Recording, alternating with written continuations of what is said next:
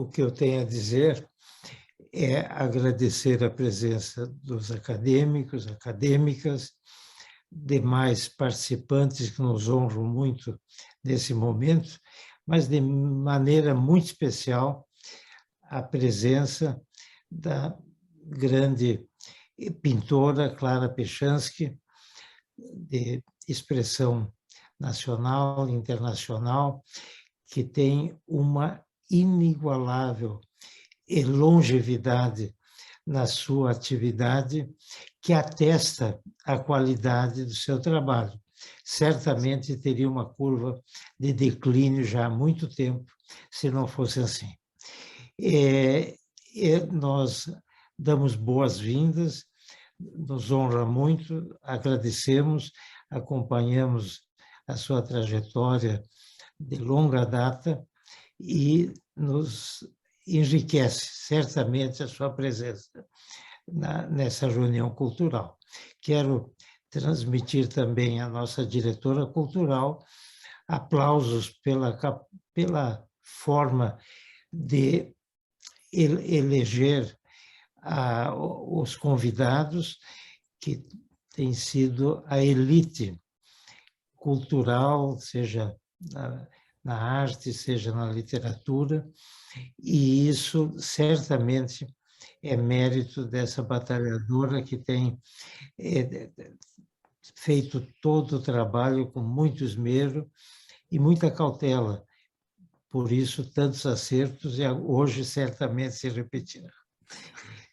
Sem mais delongas, porque não é o meu papel senão dar as boas-vindas e abrir a sessão, os méritos, o histórico, a biografia já foi descrita pela doutora Miriam no convite, mas certamente ela terá alguma coisa nesse sentido. Então, eu interrompo aqui e passo para ela e envio novamente um abraço à pintora Clara Pechansky.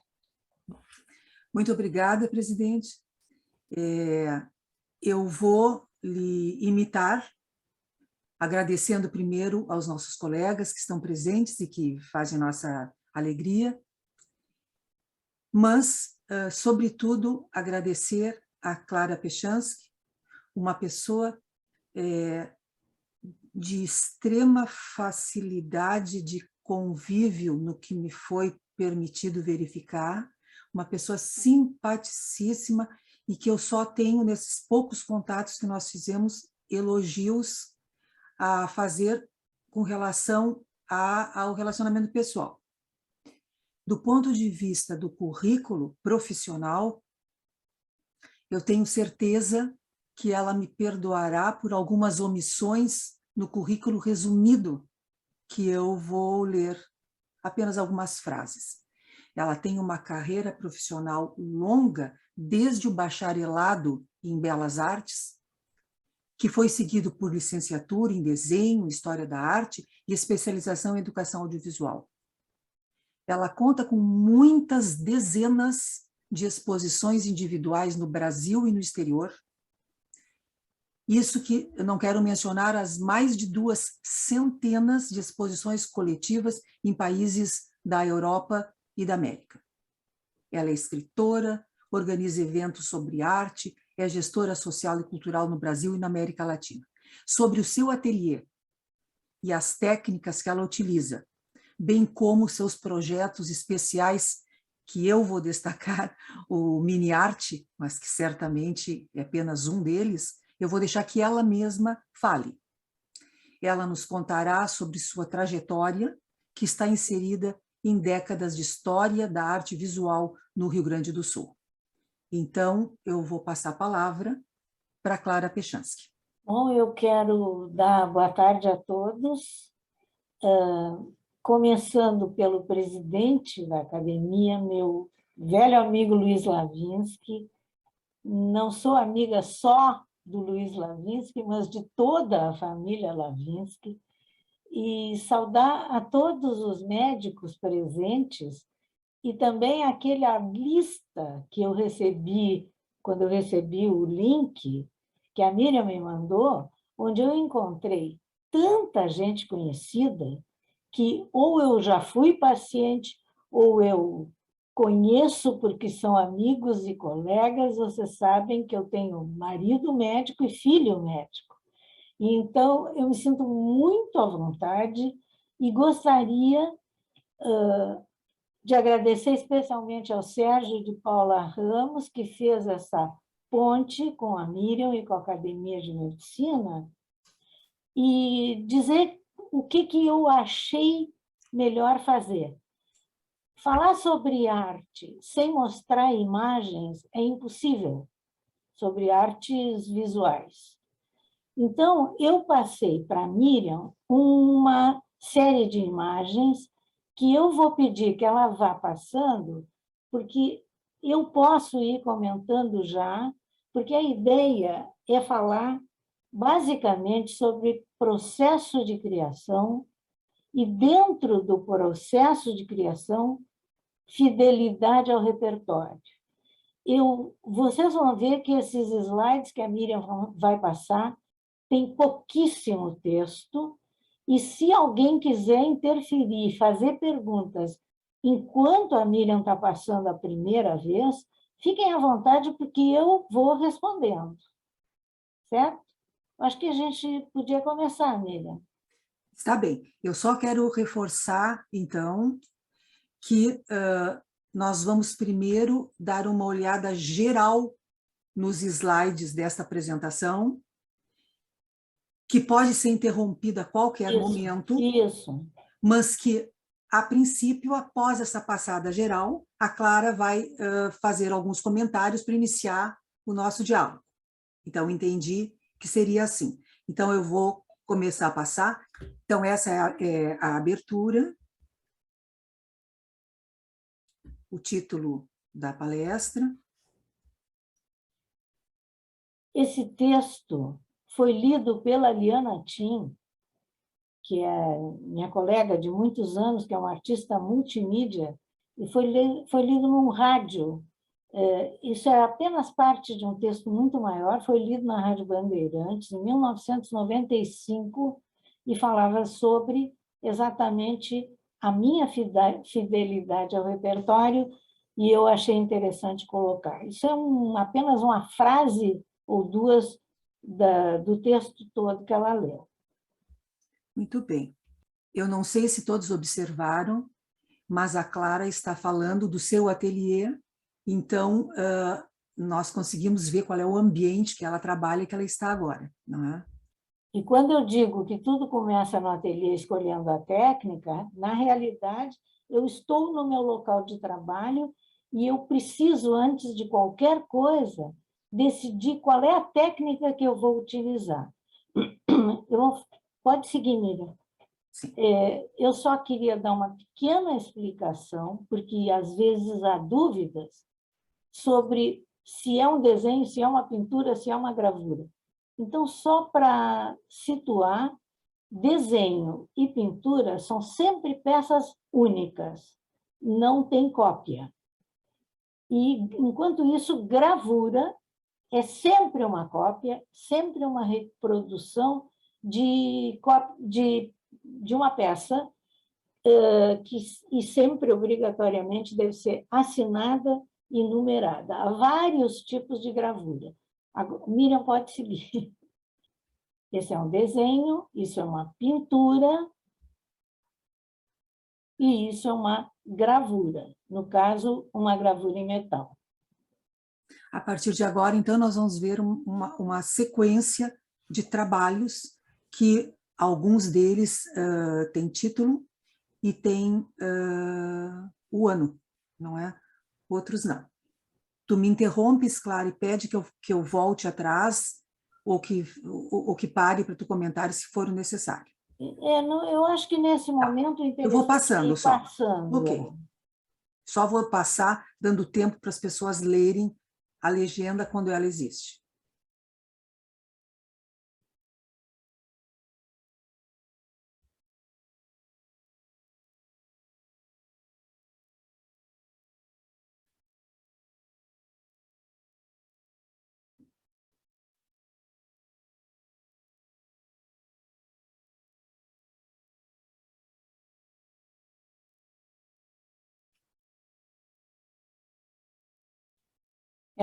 Todas essas imagens que a Miriam está mostrando são de desenhos, ou seja, peças únicas, em várias técnicas diferentes.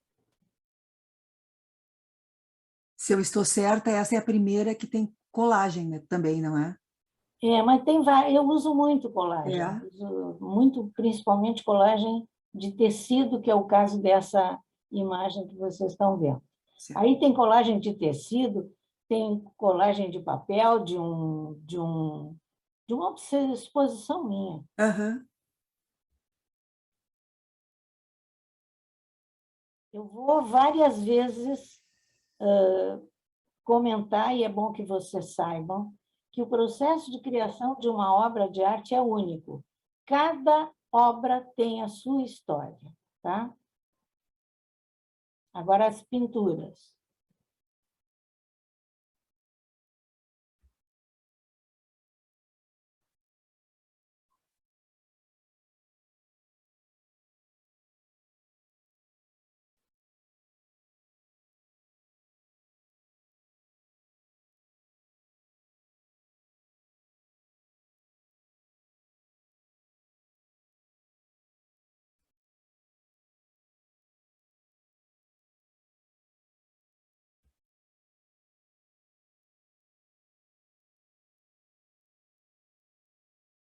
Começamos aqui as gravuras. Eu trabalho com gravura em metal, que é essa, por exemplo, que está sendo mostrada.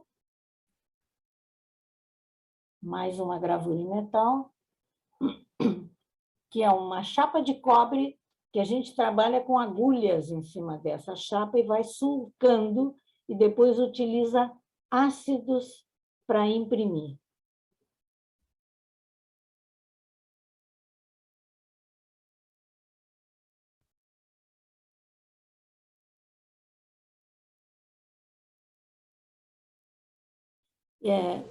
Isso aí é um outro tipo de gravura. No caso, é uma litografia, que é uma gravura feita sobre pedra. É uma pedra calcária que é acidulada, granitada. Ela leva uma série de processos. E, no caso aqui, é uma gravura com 3 cores. Tá? É o ocre, preto e um cinza azulado. O original, então, é pedra. E depois a gente tira as imagens com prensa. Isso deve ser feito sempre por um impressor profissional. Isso também são litografias do tempo da ditadura. E aqui, essa também, pode seguir, Miriam. Uhum. Isso tudo é litografia, ou seja, gravura sobre pedra. Os meus quixotes. De novo, litografia com mais cores, porque são cores obtidas à mão. Se faz uma primeira matriz, uma primeira impressão, e depois o artista vai colorindo como que é, só que ele é obrigado, já que é gravura e as cópias têm que ser idênticas, ele tem que fazer toda a tiragem pintada à mão, sem errar nada. As cores têm que ser todas idênticas, sempre. Uma a uma, depois da primeira cópia? Sim, se está escrito colorida à mão, uma a uma. Isso já é um outro tipo de gravura, é serigrafia, que se conhece também como silkscreen, porque é o mesmo tipo de impressão que se faz em camisetas, por exemplo. Aí nós temos uma serigrafia com 26 cores. Sim, Miriam, uma de cada vez. Cada cor é impressa uma por uma. É o caso dessa também, que tem mais de 20 cores.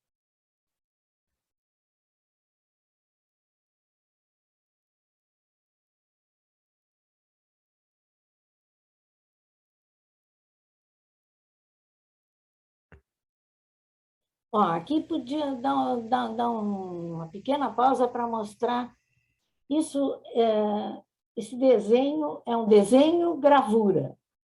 O que aconteceu? Eu fiz uma base em serigrafia só com linha, em preto. E depois eu trabalhei cada gravura como se fosse uma peça única. No caso aqui, ela foi pintada por mim, então aqui nós temos o que se chama VT, variação de tiragem.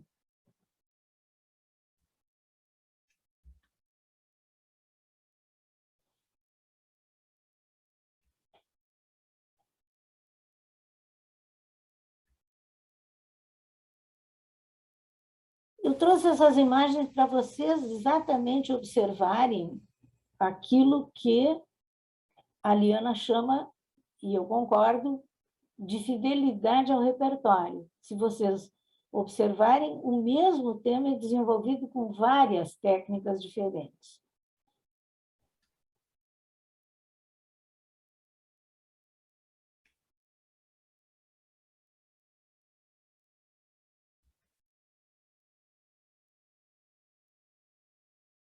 Se alguém tiver perguntas, pode ir fazendo agora. Se me for permitido, então, eu tenho uma curiosidade. Eu estou achando linda essa exposição e fiquei com a curiosidade de saber onde estão essas peças hoje.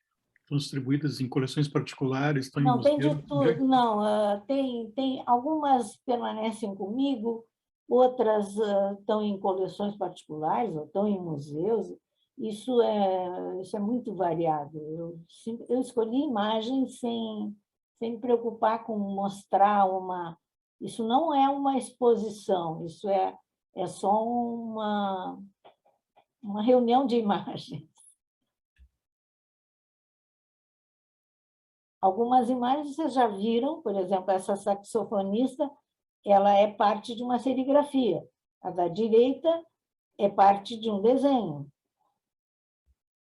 Marita, sempre Sim, me intrigou, desde os anos 70, acredito, as tuas figuras sem boca. Fala alguma coisa para nós. Pois é, Norma, a história das figuras sem boca, eu não sei. De repente, a boca desapareceu no meu trabalho e eu só me dei conta disso muito tempo depois que a boca já não me fazia falta. Então, no tempo da ditadura, eu costumava dizer que eu não colocava a boca porque a gente não podia falar. Mas isso foi bem antes ainda. Meio que coincidiu a gente se dar conta de que eu parei de colocar a boca. E realmente, até hoje, eu não coloco, mas só que as pessoas tocam, né? Instrumentos de sopro. No caso aqui, estão tocando chaves. Mas nesse perfil tem boca. As pessoas veem o que quiserem. Clara, Sim. quem fala aqui é o Marrone. Como é que vai? Oi, tudo bom? A Norma falou que não tem boca. Isso uma vez já tínhamos falado a respeito. Mas elas não têm boca, mas tocam instrumentos de sopro. Exato. E, ao mesmo tempo, além de tocar instrumentos de sopro, tem vários que têm chave. E essa chave não é para abrir a boca? Pois a interpretação é tua. Sim, mas é que no meio de uma família psicanalítica...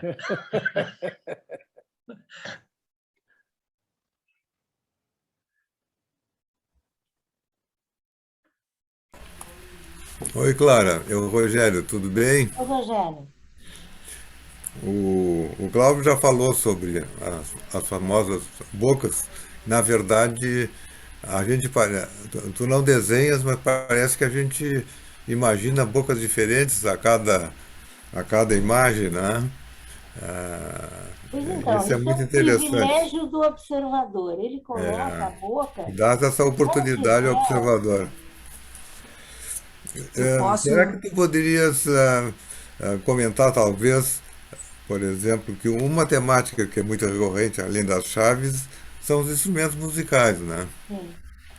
Eu queria te perguntar, no teu quadro, o Violino Azul, que eu achei lindíssimo, como tantos outros, né?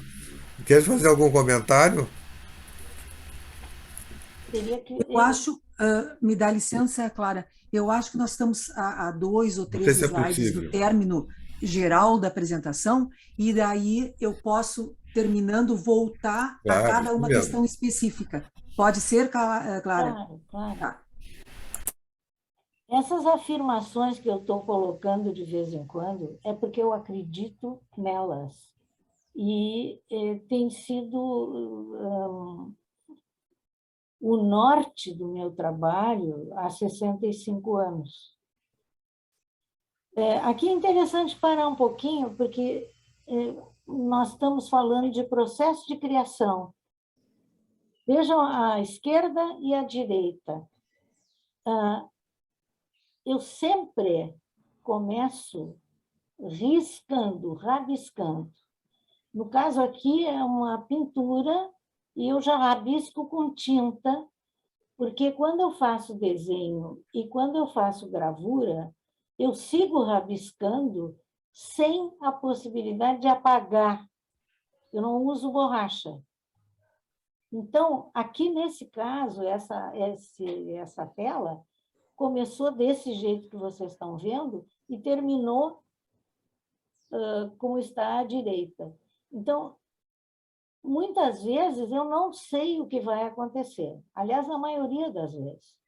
E, aliás, é isso que a Liana diz lá no início. Vai como quem não sabe. E é verdade. Então, eu acredito no meu risco, eu acredito no meu traço e vou deixando correr.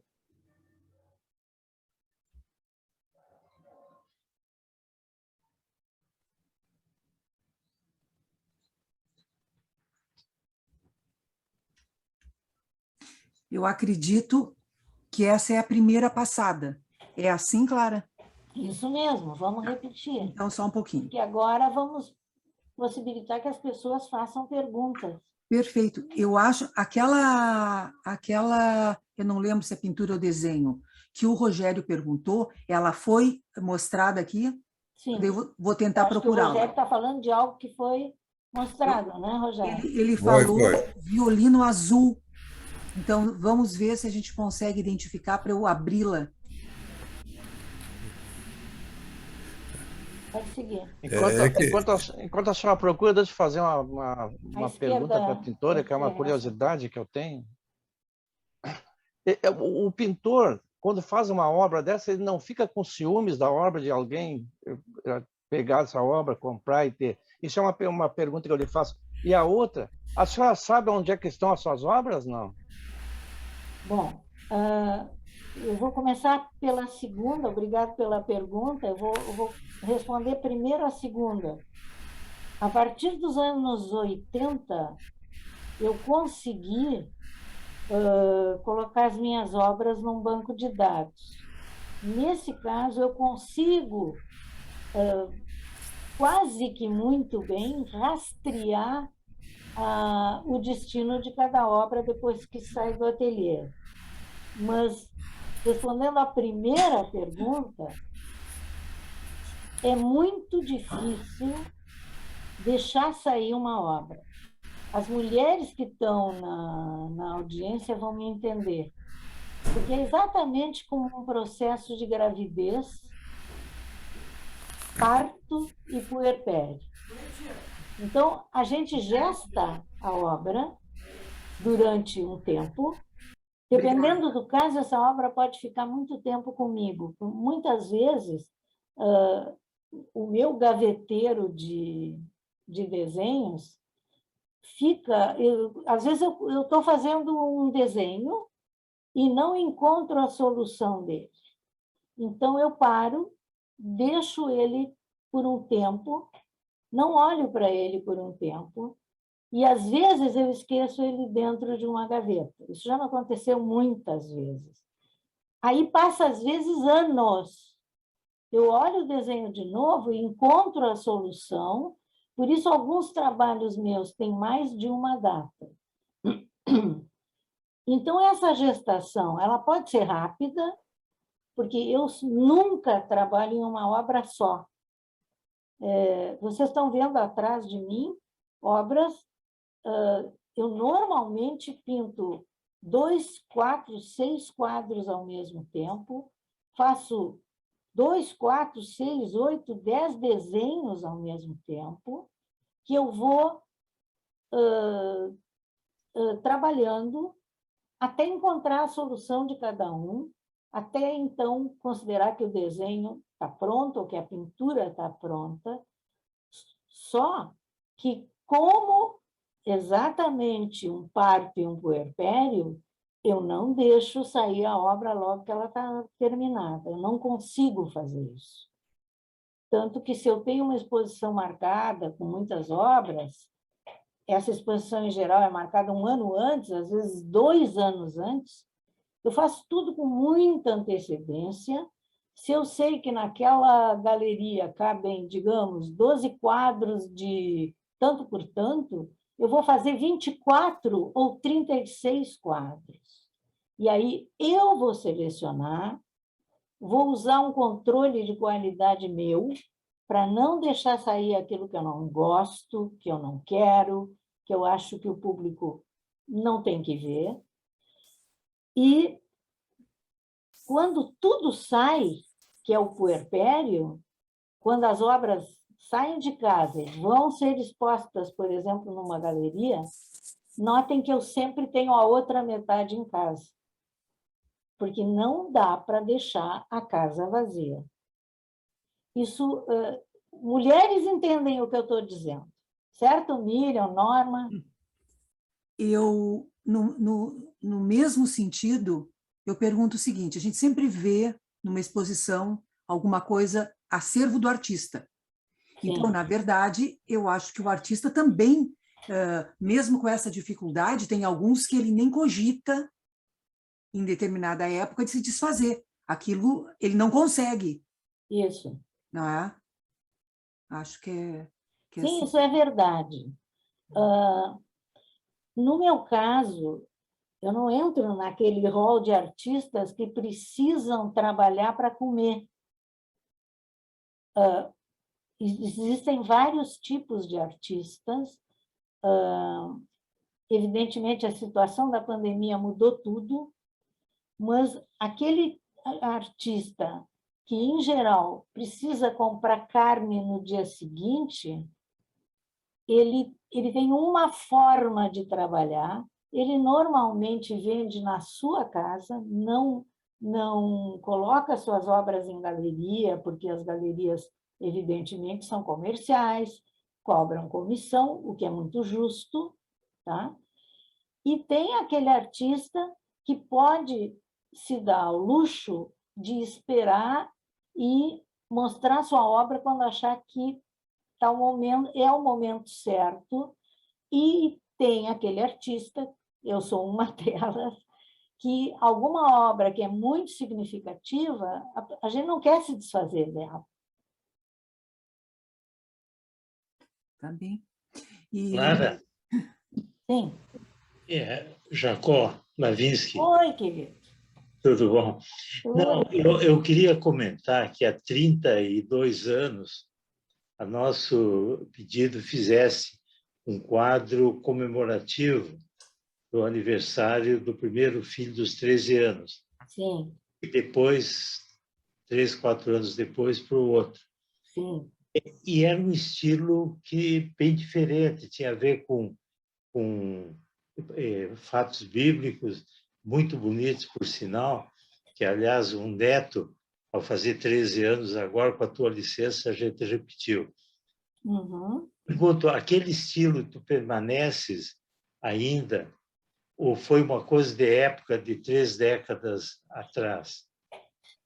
No caso, Jacó, era uma encomenda. Sim. Tá? Teu filho fazia bar mitzvah, nós tínhamos que trabalhar em cima de um tema judaico, e eu sempre aproveito para colocar personagens da Bíblia que eu admiro, tá? E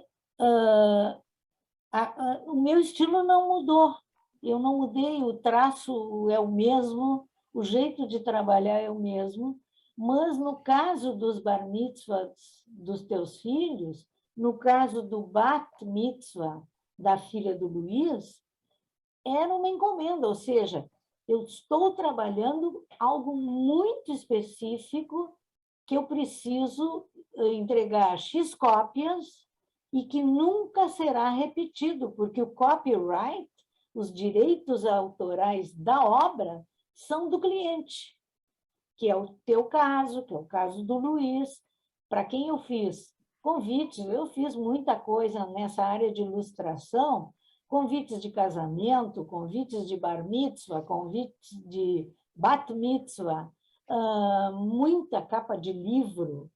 E, nesse caso, o artista perde os direitos autorais. Tá? A gente, quando faz capas de livro para uma editora, a gente assina um termo de cessão definitiva de direitos autorais.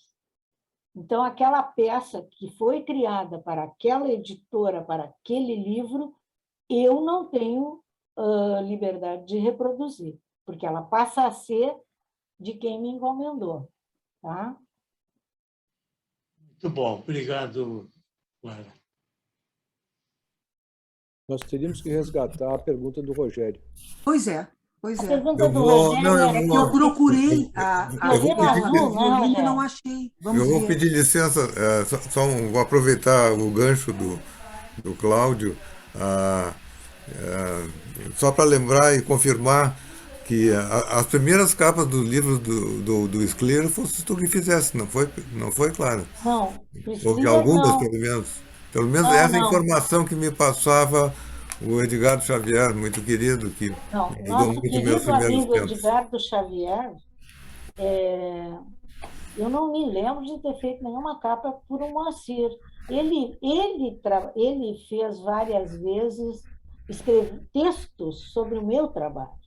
Ele fez, inclusive, o prefácio de um livro que eu organizei, que se chama A Face Escondida da Criação, que tem dois psicanalistas. Então é isso. Tem um dos psicanalistas está aqui do meu lado, né? É o Isaac, o Raul Hartke, tem a Olinda Alessandrini, tem o Jorge Furtado, tem o Assis Brasil, e a gente fala sobre processo de criação. Nesse caso, o Moacir fez o prefácio desse livro. Eu fiz muita capa de livro, eu tive a oportunidade de começar a fazer capas de livro quando a gente tinha a maior editora do Brasil, que era a Editora Globo, aqui no Sul.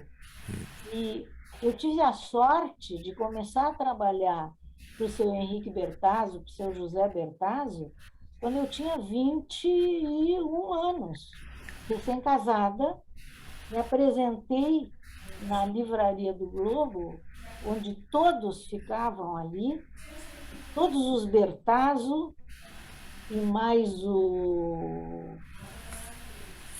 Álvaro Ferreira, mas não lembro agora de todos. E eles me pediram um teste. Nós estamos entrando noutra história, mas não tem problema. Eles me deram um calhamaço datilografado, não esqueçam que não havia computador, nem pendrive, nem nada disso. Então, eu recebi os originais de um livro e eu devia fazer uma capa de tanto por tanto, etc, etc. Me deram todas as condições, as especificações gráficas, e eu fiz esse primeiro teste. Era um livro do Graham Greene, chamado O Condenado. A partir dessa primeira capa, que já foi aprovada, eu fiz mais de 60 para a Editora Globo. E fiz muita capa avulsa, algumas para médicos, Dr. Ciula, que eu lembro. Enfim. Uma das coisas que eu gosto muito de fazer até hoje é capa de livro. Eu tenho uma pergunta.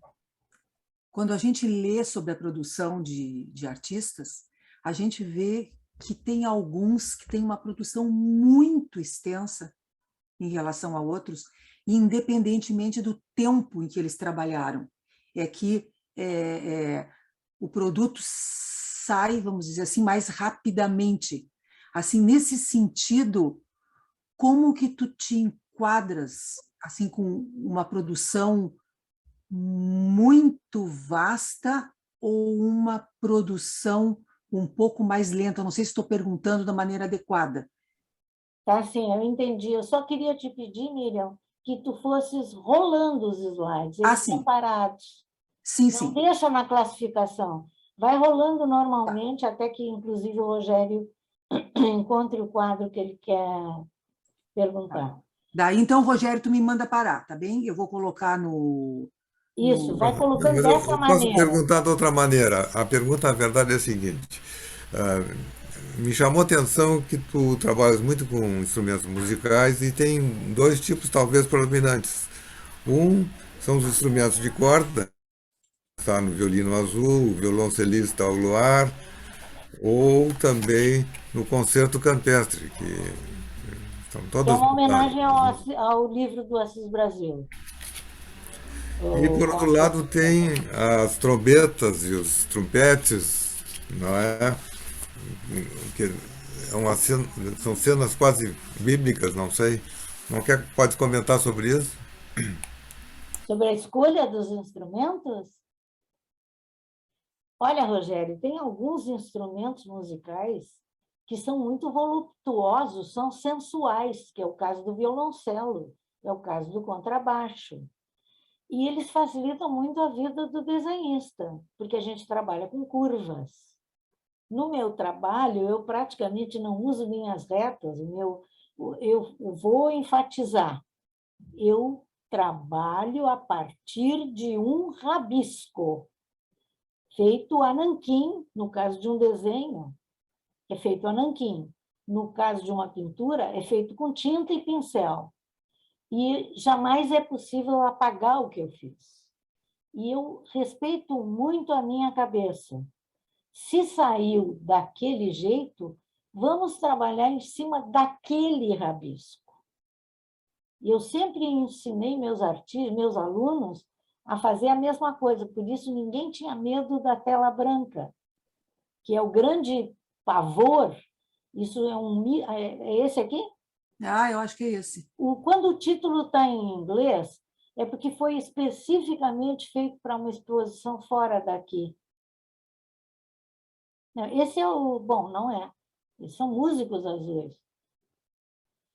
Então, a escolha de instrumentos tem muito a ver com a curva, Rogério. Por exemplo, é interessante olhar essa mulher com algumas flores. Aqui vocês têm uma mistura. Isso aqui não é só uma pintura. Tem muito desenho. A marca do desenho, a marca inicial, ela está toda dentro da obra. Dá para ver? Sim. Vejam aqui, ó, a marca das primeiras flores que eu desenhei e que eu fui pintando em cima, eu preciso deixar essas marcas. Eu sinto necessidade de mostrar ao observador todo o processo. E aí eu acho que isso facilita para quem olha, porque ele vai entender qual foi o caminho que o artista utilizou. Eu não trabalho sem música. O violino está aqui, é esse o violino azul? Está sem som, Rogério. Não, acho que não, mas eu acho que se presta, digamos assim, chama atenção. É interessante esse conjunto de curvas, como tu disseste, porque não é o instrumento, é a curva, é o humano. Aqui é a paleta do pintor. Esse é um dos temas que eu também fico repetindo, o tema da própria pintura. Ele sempre me alimenta muito. Então, vocês vão encontrar nessas imagens que eu mandei, temas repetidos. De novo aqui o casal, de novo as flores, de novo a paleta do pintor. Eu tenho um livro em casa de um teórico um crítico de arte sobre Picasso, dizendo que o Picasso tinha muito poucos temas. E respondendo a Miriam, Picasso era um gigante em termos de produtividade. Ele era rápido e a maioria das coisas que ele fazia era de boa qualidade. A maioria, né?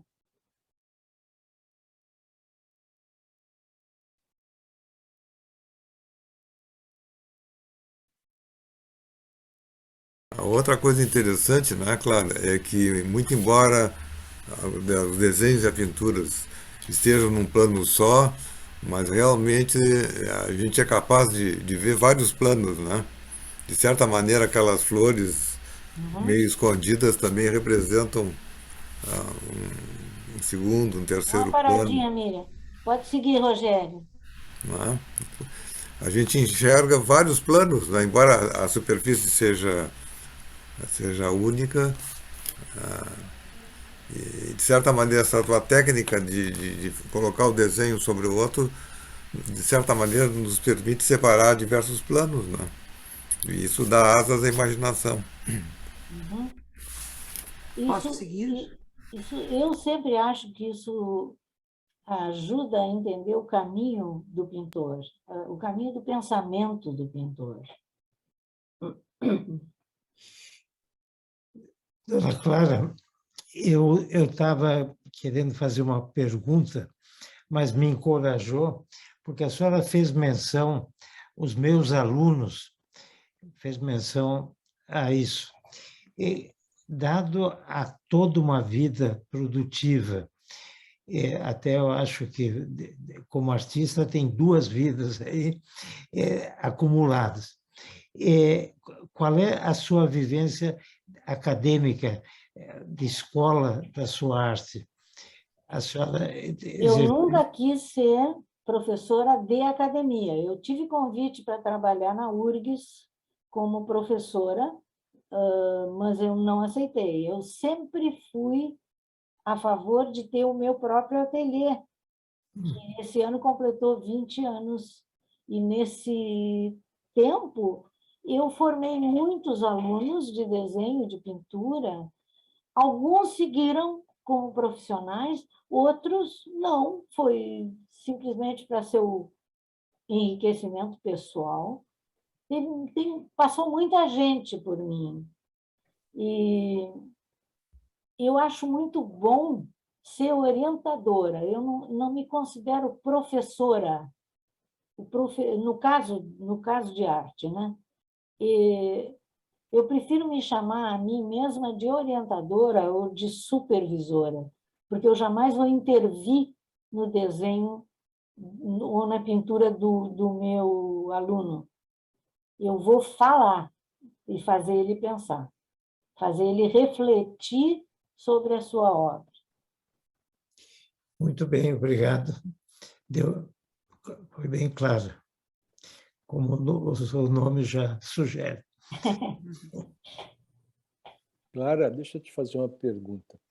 Quando, às vezes, querem elogiar uma foto minha, dizem assim, parece Um pouquinho mais alto, Sérgio. Quando às vezes, querem elogiar uma foto minha, dizem assim, parece uma pintura. Né? E eu não sei se isso, no fundo, é um elogio ou um demérito à fotografia. A pergunta é a seguinte, você transita com muita naturalidade por diferentes técnicas. Qual é a que te cala mais fundo? É pintar, é desenhar, é igual, é gravura? Qual é o teu reinado? Assim? O meu reinado é o seguinte, o meu reino é o desenho. Desenho. Eu me considero uma desenhista. Toda a minha formação, minhas primeiras obras, minhas primeiras exposições, sempre foram com desenho, e eu só uma única vez fiz uma exposição de pintura que não incluía desenhos, porque eu sempre mostrei meu desenho junto com pintura e junto com gravura. Basicamente, eu acho que sou uma desenhista, que foi, evidentemente, aprendendo outras técnicas, mas o desenho não desaparece no meu trabalho. Então, mesmo na pintura, o desenho está ali, na gravura, sem dúvida nenhuma, e a forma de trabalhar, o processo, é, em geral, o mesmo. Começa com rabisco, começa com risco.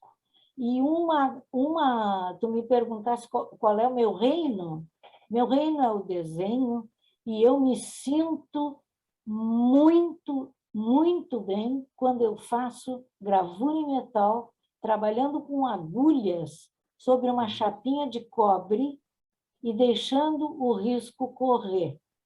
E a gravura em metal, para mim, é apaixonante, é um processo complicadíssimo. Eu preciso sempre de uma impressora ou de um impressor ao meu lado, mas eu sou apaixonada por gravura em metal. E gravura em metal, Sérgio, para fazer, a pessoa tem que ter um traço muito preciso, porque senão a gravura se perde.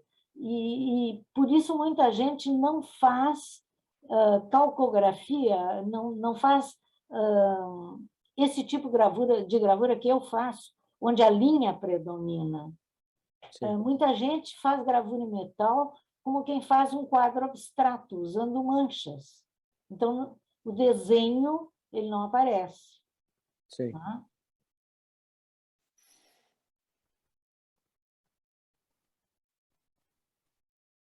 Eu continuo passando para dar oportunidade de alguém fazer algum comentário específico. Vejam aqui, no caso, essas duas imagens. A da esquerda é uma serigrafia com mais de 20 cores, o que significa que mais de 20 vezes o impressor trocou de cor e foi sobrepondo, criando passagens de cor. Isso tudo eu vou indicando, né? Eu faço todo o acompanhamento da impressão do lado esquerdo. E eu tive a sorte de ter um impressor fabuloso nessa época dos anos 80, que era o Donato. E à direita, vocês veem a mesma figura numa poltrona, mas a poltrona é um pedaço de tecido que eu fui colando, e depois tem acrílica, depois tem nanquim. E eu queria falar um pouco sobre as minhas colagens de tecido, que é um outro processo que eu respeito. Queres que eu volte para aquela... Não. Vocês vão ver que tem colagem de tecido. Se encontra. Aí à esquerda, por exemplo, o Homem da Chave, a roupa dele é um tecido, de verdade, né? É uma sedinha. O meu processo de criação, eu já falei para vocês, que é sempre com mais de uma peça. Eu não sei trabalhar em uma coisa só. Tá? Então, por exemplo, se eu decido que eu vou fazer desenho e vou usar tecido, eu pego retalhos de tecido e eu vou colando esses retalhos. Aqui, pode parar nessa. Eu vou colando esses retalhos de tecido a esmo, sem pensar nada. Colam um retalho aqui, um outro retalho ali, e ficam prontos vários berços. Atenção para a palavra berço. Vejam que tem a ver com aquilo que a gente estava falando. Eu uso muito a expressão berço, porque é o berço de um novo desenho. Então, esses berços, que tem várias colagens, e que eu não sei porque foi aleatório, entende? Tanto a escolha do tecido, quanto a forma de colar, quanto a forma do retalho, eu não vou ficar pensando, eu vou colando. E, aos poucos, eu vou pegando cada desenho desses, que já tem a sua colagem, e vou aproveitando aquele retalho conforme aquela forma me sugere. Tá? Aqui à esquerda, vocês têm um desenho inicial, tá? Sobre o qual eu resolvi fazer uma gravura. E resultou no que vocês veem à direita. E eu, para chegar nessa gravura, eu colei aqui no vestidinho dela. Isso originalmente era um tecido. Agora é uma gravura impressa em serigrafia em várias cores. Entra aqui também a destreza, o skill, como se diz, a característica técnica especial do impressor, porque gravura é casamento. Se a gente não tem um bom impressor, o resultado não é bom. E outra coisa, gravura implica em sair de casa, porque gravura sempre depende de uma prensa, de uma tela de nylon, no caso da serigrafia, e o desenho e a pintura, não. Esses eu trabalho em casa. Aqui, no caso, vejam, a fidelidade ao repertório aqui foi bem evidente. Eu criei esse general no tempo da ditadura. Está aqui ele segurando os retratinhos dos desaparecidos. Dá para ver? Dá. Hum? Dá para ver. Claro, atrás tem um personagem tocando, tem um outro que está jogando um violino no alto.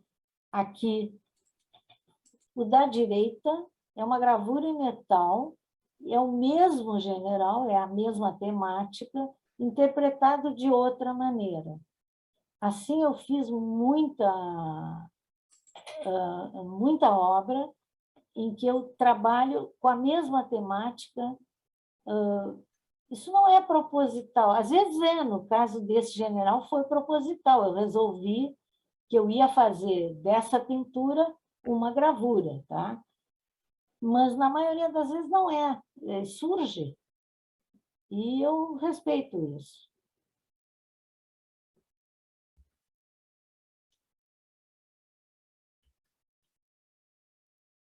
Clara, Diga. aqui é o Menck falando.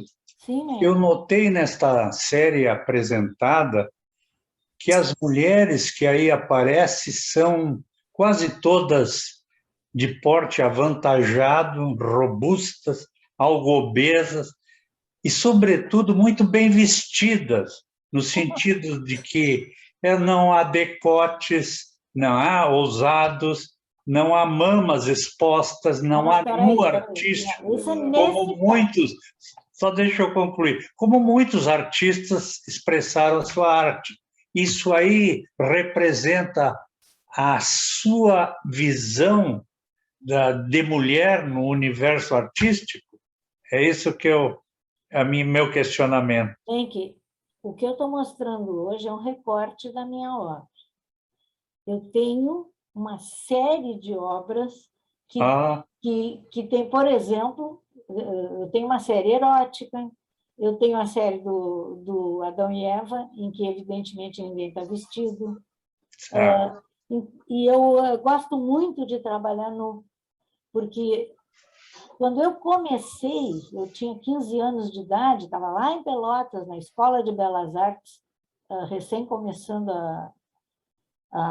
o meu curso.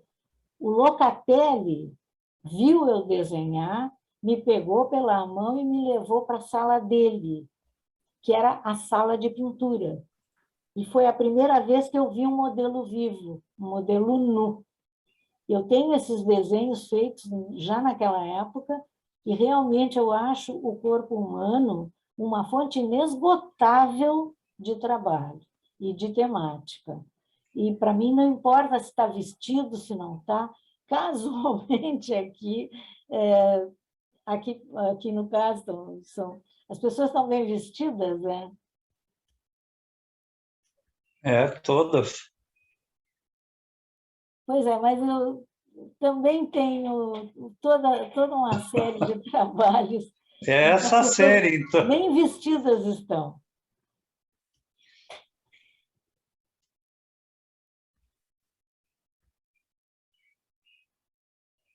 Muito obrigado.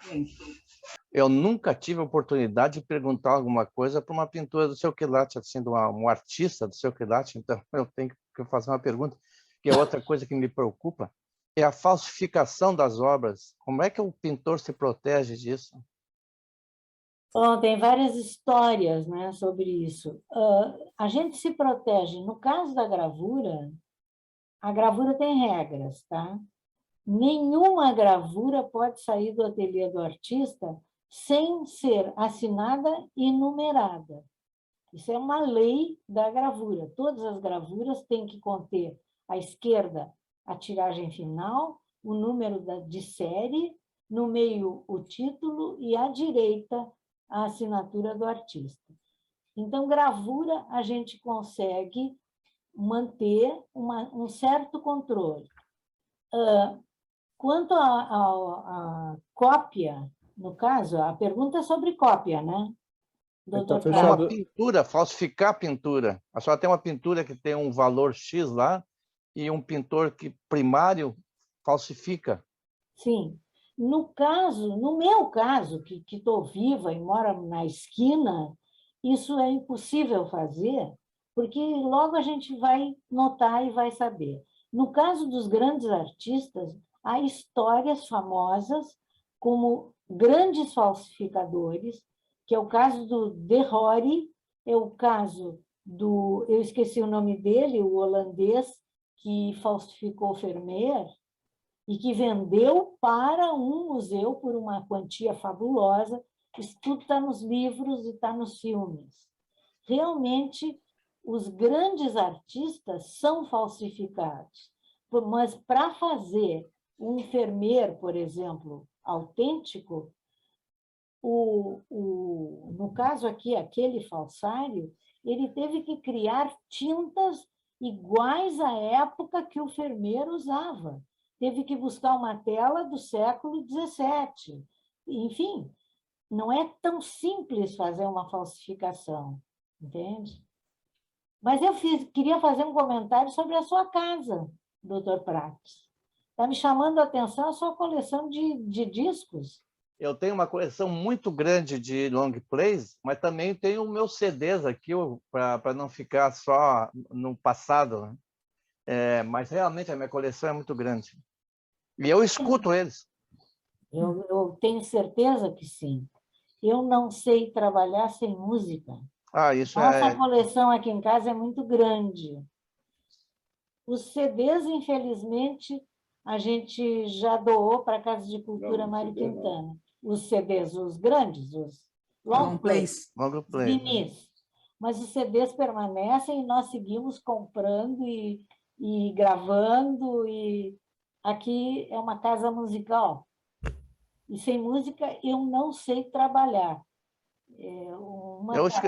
A senhora sabe que eu acordo e eu comunico com o nosso quarto e com a sala, com a música, então eu me acordo, faço chimarrão e ponho música para minha esposa, ponho um disco porque ela gosta do Charles Navour, eu ponho o Charles Navour, sempre tem música aqui em casa de manhã.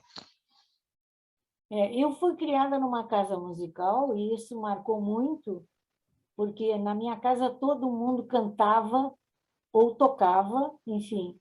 E, felizmente, meus netos também são muito musicais.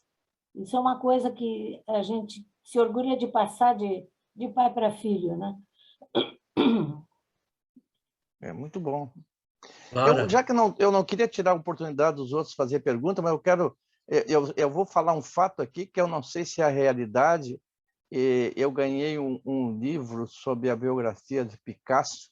Eu tenho a impressão que foi ali que eu li um livro em inglês, dizendo que o Picasso conheceu uma moça naquelas praias da Espanha e ele pintou ela diversos quadros com ela nua, com ela deitada. Assim, e quando eles se separaram, que foi um caso de amor dele, ela disse que a única coisa que ela queria dele é que ele desse os quadros dela para ele.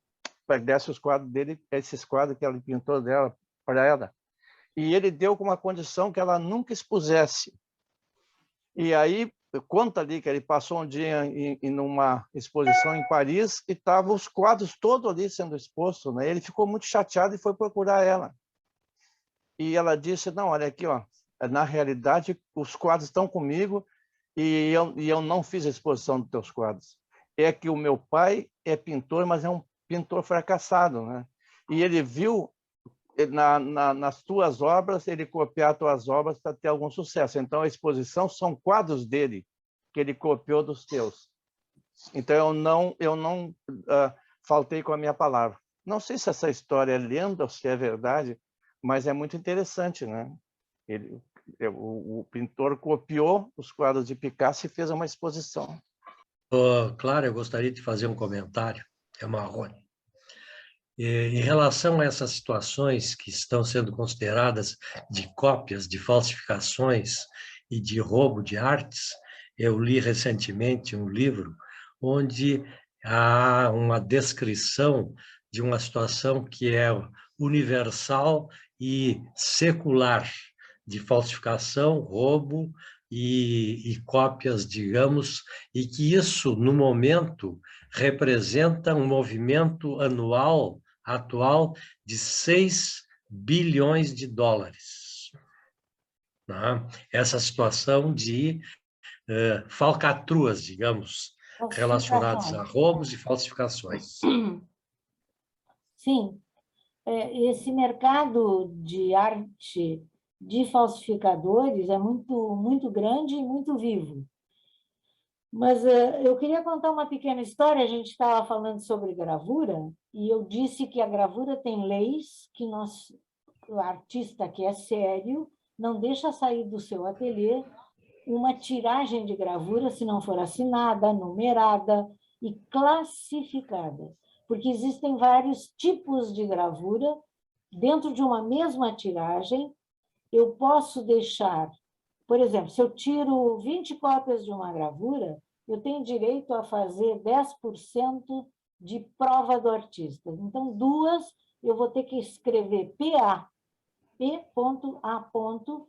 que é prova de artista. Eu tenho direito a ficar com 2 provas, tá? Existe a PI, que é a prova do impressor, que o artista, em geral, dá de presente. Picasso fez muito isso. Todos os artistas que usaram impressores deram prova de impressor. Muitas vezes o impressor vende essas obras. E existe um outro tipo, uma outra classificação, que é o HC, que chama-se hors commerce, fora do comércio, HC. E essa classificação, quem decide é o artista. Se ele acha que aquela gravura não deve ser vendida, ele escreve do lado esquerdo HC. Olha, gente, eu já encontrei HC em galerias do mundo, tá? Porque as pessoas não obedecem. Nós temos aqui em casa uma série, 2 obras de Picasso, 2 gravurinhas em metal, certificadas por museus, compradas com um intervalo de 10 anos na mesma galeria de Barcelona, de um impressor que era o impressor do Dalí e do Picasso. A galeria chama-se Surrealista e fica no Carrer de Montcada, para quem conhece Barcelona. É o mesmo onde tem o Museu Picasso. Nós temos essas gravuras, são Picasso? São, mas é um facsímile da assinatura dele, e a gravura foi feita uma tiragem especial de um museu de Munique que certifica que aquilo é uma cópia da cópia, entende? Então, aí a gente pode confiar, porque tem que também saber onde é que a gente comprou. Tem a famosa história das gravuras do Dalí. O Dalí morava ali perto de Andorra, em... Cadaqués. Não era Cadaqués, não. O lugar onde ele nasceu, onde tem o museu dele... Figueires. E aí, de lá, saiu um caminhão, essa é a lenda, teria saído um caminhão com gravuras em branco, mas apenas a assinatura do Dalí. E atravessou a fronteira para a França. E aí, então, se imprimiu uma série de Dalís. Não sei. Esse nosso ramo das artes, ele se presta muito para essas lendas, essas histórias, e por isso tem tanto filme e tanto livro sobre o assunto. Agora, sobre o artista que está vivo, é muito difícil acontecer. Aconteceu aqui, nós tivemos aqui, no caso, uma artista que fez um plágio. Ela copiou, saiu na Veja. Isso deve fazer 10, 15 anos, e a pessoa nunca mais teve chance como artista, porque ela mandou um quadro que era uma cópia de outra pessoa para um concurso, não lembro exatamente o quê. Mas eu acho que quem perde tempo copiando podia, quem sabe, se dar ao trabalho de criar alguma coisa própria, em vez de copiar. Eu tenho 2 perguntas, Clara. Pois não. Eu já comprei, numa ocasião, uma prova de artista, acho que até mais de uma vez. Então, quer dizer que o próprio artista pode vender prova de artista. Sim, claro. E eu tive informação, que eu não sei se é real ou não, que, a princípio, a prova do artista ela tem uma qualidade melhor, porque ela é a primeira... Isso é conversa, amiga. É conversa? Conversa de galerista. Tá. Os galeristas dizem assim, tem uma tiragem de 100. Isso. Esse é o número 5 de 100, é dos melhores. Sim. Não é verdade, sabe por quê? Porque as cópias, obrigatoriamente, têm que ser idênticas. Perfeito. E a minha outra pergunta é o seguinte, o que determina, porque, por exemplo, eu vi aqui nessas tuas da exposição que tem uma que é 5 de 8, e vi outra que é, não lembro que número, de 150. O que determina a tiragem de cópias? Depende da técnica. A tiragem, em geral, se o artista está fazendo para si, sim, tá? Que é muitas vezes é meu caso, não é uma encomenda, tá? Eu estou fazendo uma série de gravuras porque eu estou com vontade de fazer gravura. Então, eu limito, eu decido o número final de cópias. Pode ser 50, pode ser 100, depende. Pode ser 8, que é o caso, por exemplo, da gravura em metal, que dá tanto trabalho para fazer quanto para imprimir, e aí eu costumo fazer assim, uma tiragem muito pequena. Quando é uma encomenda, se eu tenho um congresso médico, no caso, estamos falando de médicos, né? Aliás, parabéns a todos pelo dia de ontem. Obrigada. No caso de um congresso médico, já me aconteceu de ter que fazer 300 cópias para um congresso de epidemiologia que aconteceu aqui em Porto Alegre. Mas, como sempre vou repetir, essa cópia eu não posso vender. Eu posso colocar como PA e dar de presente. Isso eu posso fazer. Entende? Porque, na verdade, aquela imagem já não me pertence. É uma imagem feita exclusivamente para aquele congresso, por exemplo. Eu fiz há pouco, quem é que me falou no Flávio? O Menck, né? O Flávio fez um congresso aqui de álcool e drogas e a direção do congresso me encomendou uma gravura para dar para os convidados. E eu fiz aquilo, eu fiz um desenho inicial em serigrafia e pintei uma por uma. Aí, no caso, era exclusivo, cada um dos convidados tinha uma cor diferente. Que lindo isso. Mas, enfim, eu acredito, porque a gente conversou de uma maneira tão, como se fosse na sala de casa, que o tempo foi passando, né? Uma coisa que eu acho muito interessante é que o número de pessoas que começou a reunião é o número de pessoas que está agora, o que significa que todas se encantaram com o tema, todas mantiveram a curiosidade durante toda a apresentação, e eu acho que isso é uma coisa assim que atesta a qualidade, né, do que está sendo feito. Eu acho muito legal isso, uma coisa que eu controlo sempre. Não há desistências ao longo do intervalo de apresentação. Acho muito bonito. Mas eu acho assim que, como nós estamos agora, deixa eu ver, já um pouco adiantados, né? Já estamos a 1h17 conversando, a gente poderia dar um encaminhamento de finalização, perguntando para todos os colegas, se alguém tem mais alguma questão. Bom, curiosidade a gente tem inúmeras, mas não é numa sessão que nós vamos resolver isso. Mas alguma coisa assim de aproveitar as imagens que estão aqui, se tem alguma coisa específica a ser perguntada, então questiono alguém sobre isso. E se não houver, eu também acompanhei o chat há um pouco tempo, não tem mais nada no chat, então eu vou sair da apresentação. Posso sair? Então eu vou sair da apresentação, um pouco de dó de fazer isso, mas vou sair.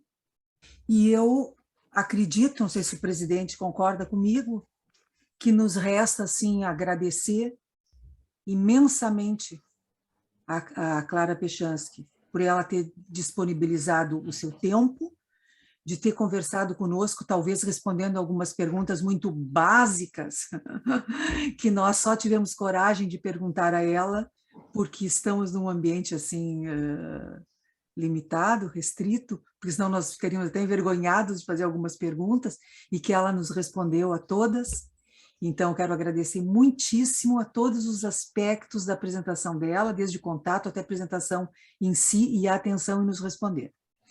E quero agradecer a todos os colegas que estão presentes. Vou passar para o presidente para ele dar a boa noite e encerrar a sessão. E da minha parte, então, um agradecimento geral e boa noite. Então, o presidente encerra a sessão. Bem, eu gostaria de encerrar dizendo que eu fui dar uma olhada da sua vida. Uma coisa que me chamou a atenção numa reportagem dos seus 60 anos como artista, num jornal local, que dizia que é uma fábrica de criação. Carla Pechansky, uma fábrica de criação. Com a apresentação e com o que falou, eu sou obrigado a dizer que concordo. Realmente é uma fábrica de criação. E dizer que eu e seguramente todos nós aqui presentes saímos enriquecidos. E subscrevo, a nossa diretora disse, muito obrigado por nos doar isso. Muito bem, então, parabéns e boa noite a todos. Agradeço a vocês pelas perguntas. Muito obrigada, Miriam. Muito obrigado, Luiz Lavinsky, Jacó Lavinsky, Sérgio de Paula Ramos, Dr. Prates, Norma, Cláudio Marrone e outros que estavam aqui. E eu sempre estou aqui no ateliê, quando quiserem, estou pronta a responder mais perguntas, porque esse tema é inesgotável, realmente. Agradeço novamente a atenção e até a próxima. Tá. Obrigada, um abraço, boa noite a todos. Obrigada.